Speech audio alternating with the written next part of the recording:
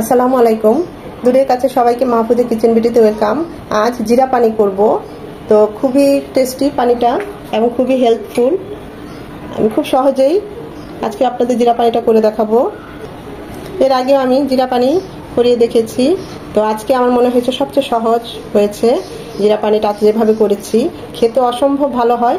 তো চলুন কথা না বাড়িয়ে আমরা জিরা পানি তৈরি করাটা শুরু করি। জিরা পানি করব, সেজন্য একটা হাঁড়িতে আমি প্রথমে 2 চামচ জিরা দিলাম, কাঁচা জিরা। এটাকে একটু টেলে নেব।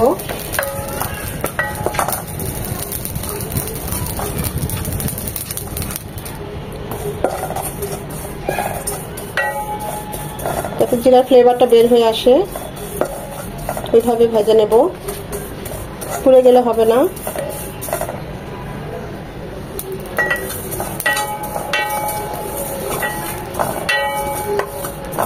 জিরাগুলো ভেজে নিয়েছি, দেখতেই পাচ্ছেন খুব সুন্দর একটা অ্যারোমা চলে এসেছে। এর চেয়ে বেশি ভাজা যাবে না, তাহলে পুড়ে যাবে। এখন এখানে দিয়ে দিব 2 কাপ পানি। জাস্ট জিরা থেকে ফ্লেভারটা পানিতে চলে আসবে, কালারটাও চলে আসবে, সে পর্যন্ত 2টা বলক নিয়ে আসবো। এটা আমি ফুটানো পানি দিয়েছি, কারণ এই পানির সাথে আমি আরো ফুটানো পানি পরে মেশাবো। পানিটা ফুটে এসেছে, কালারটাও চলে এসেছে, জিরার যে ফ্লেভারটা পানিতে মিশে গিয়েছে। আর একটা বলক আসলে আমরা চুলাটা অফ করে দেব। পানিটা ঠান্ডা হতে থাক। জিরা পানিতে আমাদের আর যা লাগছে: তেঁতুলের মার, পুদিনা পাতা 1 মুঠ, ঝাল হলে 1টা কাঁচামরিচ, আর ঝাল কম হলে 2টো নিতে পারেন, 1 পিস লেবুর রস। যে লেবু ফ্লেভারফুল সে লেবু 1টা পিস নেব। তো এখন আমি তেঁতুলের মারটা একটু হালকা গরম পানি দিয়ে ভিজিয়ে নিয়েছি তেঁতুলটাকে। এটার মারটা বের করে নেব চটকিয়ে। এরকম একটা হামানদিস্তা নিয়েছি, এটাতে আমি আদা ছেঁচি। তো সেখানে পুদিনা পাতা আর কাঁচামরিচ, সামান্য একটু পানি দিয়ে দিচ্ছি যেন ছেঁচার পরে রসটা পানির সাথে মিশে যায়। এটাকে এইভাবে ভালো করে ছেঁচে নেব।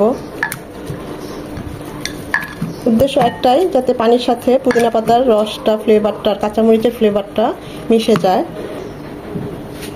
পানিটা ঠান্ডা হয়ে গিয়েছে। এখন ওই কাঁচামরিচ আর পুদিনা পাতার সহজে একটু পানি ছেঁচে নিয়েছি, সেটা দিয়ে দিচ্ছি এখানে, যাতে এই পানির সাথে মিশে যায়।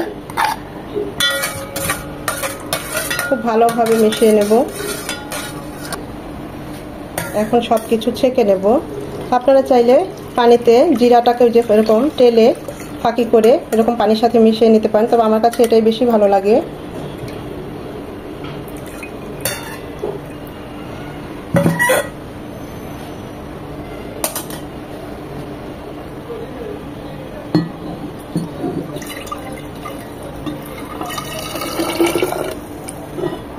এখন এই পানির সাথে টেস্ট অনুযায়ী নর্মাল পানি মিশিয়ে নেবেন খাওয়ার। দিয়ে দিব স্বাদ অনুযায়ী চিনি, যে যেমন চিনি বেশি মিষ্টি খেতে চাইলে চিনিটা একটু বেশি দিবেন। আমি এখানে 3 চামচ চিনি দিলাম।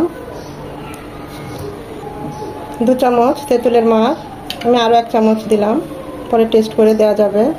1/2 চামচ বিট লবণ, যে লেবুগুলিতে সুগন্ধ ছড়ায় সেই লেবুর 1টা পিস, জাস্ট ফ্লেভারের জন্য।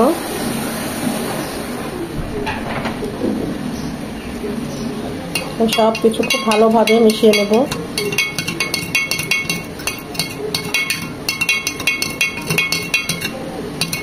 আমার কাছে মনে হয়েছে আরেকটু তেঁতুলের মার লাগবে, তাই আরেকটু দিয়ে দিলাম। তৈরি হয়ে গেল জিরা পানি, খুবই সুস্বাদু। ইফতারের আইটেমে এরকম 1 গ্লাস জিরা পানি খুবই ভালো লাগবে, চাইলে ট্রাই করতে পারেন।